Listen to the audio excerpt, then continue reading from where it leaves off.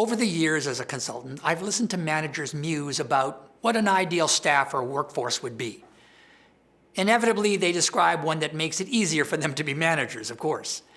One way or another, they say they want people who are predictable, who will do what they're asked to do when it's required, productive, meet or exceed work goals, and purposeful, are committed to the larger goals of the organization, and peaceful, who get along reasonably well. And why do they want this? Because they know that these 4 Ps drive profitability if it's a private sector organization, or a measurably effective use of resources in public sector organizations. They also drive customer satisfaction and employee retention. And why does employee retention matter? Well, low turnover not only saves money, but it also is an indirect measure of the presence of the 4 Ps we've just mentioned in operation. As large-scale studies show, in the most successful organizations, employees want what managers want. And when they find it, they stay. I'm going to review a number of these studies to find out what that it is. Let's start with your organization wanting to find a place on the Fortune 100 Best Employees list. To start the process, you apply to the Great Places to Work Institute, and they proceed to do a workplace culture audit and give you feedback on how your folks are doing and on whether you have a chance to make the list. In 25 years of talking to over 10 million employees, they've found that employees say their workplace is a great place to work when 1, they trust the people they work for, 2, have pride in what they do, and 3, enjoy the people they work with. Their fundamental finding is that trust between employees and managers is the critical factor that drives profitability and performance for the top 100 firms. And how is trust created? Employees rated their relationships with managers as being built on trust when management behavior was seen as credible and generally fair, including company pay and benefits being equal to or better than industry standards, and where managers were personally respectful. That is, employees were treated with care and consideration. Trust works. When times are tough, employees who trust their managers are more resilient. They work harder and they keep up the hard work so the firm recovers faster than its competitors. And in good times, the 100 best companies consistently outperform major stock indices by 300%. Now you'll notice that the sample of firms in the Great Workplaces database is made up only of firms that are trying to make the list. And if you review the list from year to year, you might note that the number of firms that are added to it each year is rather small.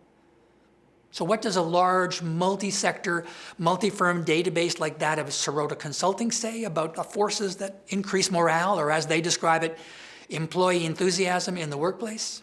Surveys carried out by David Sirota and his colleagues over 30 years in literally hundreds of workplaces involving 8 million employees found that a high level of employee enthusiasm is the basis for productivity, profitability, and customer service success. And enthusiasm is driven by the same 3 factors that support trust in the workplace.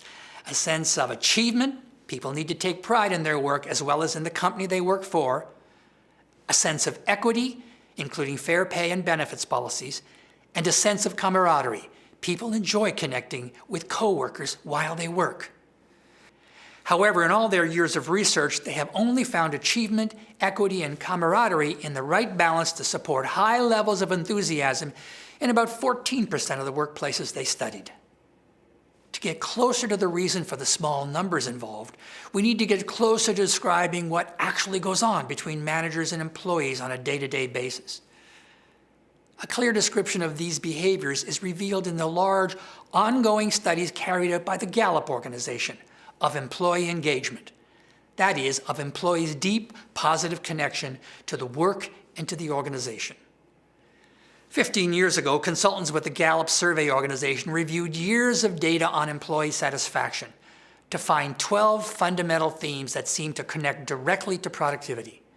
They wrote 12 strong questions, now called the Q12, describing specific behaviors that they believed would correlate with the big 3: productivity, profitability, and customer satisfaction. Then Gallup did a very large multi-industry study in 1999, 108,000 employees, to discover if they were right. people were asked to answer 12 very simple questions. Do I know what's expected of me at work? Do I have the materials and equipment I need to do my work right? At work, do I have the opportunity to do what I do best every day? In the last 7 days, have I received recognition or praise for doing good work? Does my manager or supervisor or someone else at work seem to care about me as a person? At work, do my opinions seem to count? Is there someone at work who encourages my development? Does the mission or purpose of my organization make me feel my job is important? In the last 6 months, has someone at work talked to me about my progress? Are my coworkers committed to doing quality work? Do I have a best friend at work? And in this last year, have I had opportunities at work to learn and grow? Gallup discovered that organizational departments where employees answered without reservation 5 out of 5 to these questions were also the departments that were highest on measures of the big 3: productivity, profitability, and customer satisfaction. And on our 4th vital measure, employee retention. In fact, in a 2012 meta-analysis of their engagement data from almost 50,000 companies around the world, Gallup demonstrated that in addition to supporting the big 3, actively engaged employees also performed a range of money-saving behaviors. Lower rates of turnover and absenteeism, fewer safety incidents in the workplace, far fewer quality incidents, that is the production of defects, and far less shrinkage. It turns out engaged employees tend not to steal from their companies. It's a manager's dream come true. So how many actively engaged employees did Gallup find in its 1999 study? Only 26%. 55% were disengaged, while 19% were actively disengaged. In fact, shortly after the study was published, the noun presenteeism was invented in the consulting world to describe the bulk of American employees, the 55% whose bodies were still on the job, but whose hearts and minds were elsewhere. A 2013 Gallup annual report indicated that their numbers show only a small improvement after 14 years of intervention by them and hundreds of other consulting firms, including my own. The average active engagement score has risen only to 30% of the workforce. 50% are still disengaged, and 20% are actively disengaged. Moreover, the average active engagement scores in many sectors and in many countries, including Canada, still hover around the original 26% figure. Now notice that Gallup's Q12 is not a measure of a culture of engagement for the organization as a whole, but is a list of distinct behaviors in the cornerstone relationship where engagement and trust are actually built at the unit level between local leaders and their staff.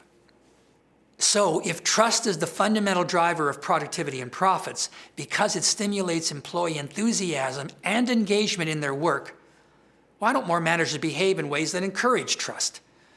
Partly because trust building is a fairly complex and long-term process.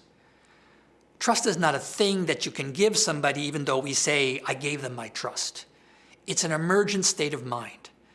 Managers need to act persistently in ways that encourage a positive connection with their staff. At its essence, trust is a habitual reaction to another person based on repeated, positive, or at least non-threatening emotional communication between you and that other, even in difficult situations. As managers act and speak in predictable and positive ways, they build up a reservoir of positive memories in their staff over time.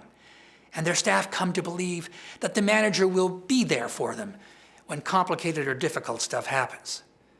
So they give their energy over to their work rather than to worry. They become more engaged. And why aren't more employees trusting of their managers? In fact, why are many of them actually miserable at work? Well, to paraphrase a recent comment by the head of the Gallup organization, most employees are miserable because they have lousy managers. By lousy, he means managers who can't clearly communicate what the employee's job is and that they care about them. In particular, the last failing, an inability to show care and consideration, reflects our general view of successful leadership.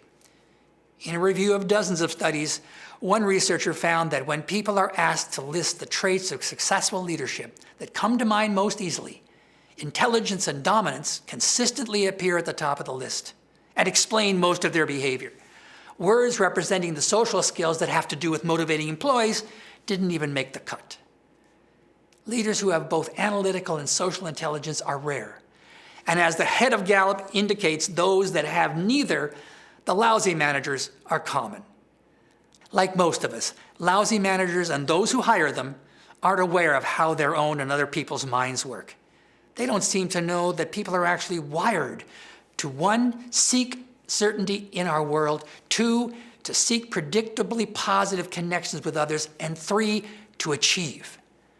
I hope to show that in coming to understand how our minds work, managers will have a much better shot at leading effectively, at enacting the behavior that not only leads in the traditional sense of getting things done, but also leads others' minds to trust.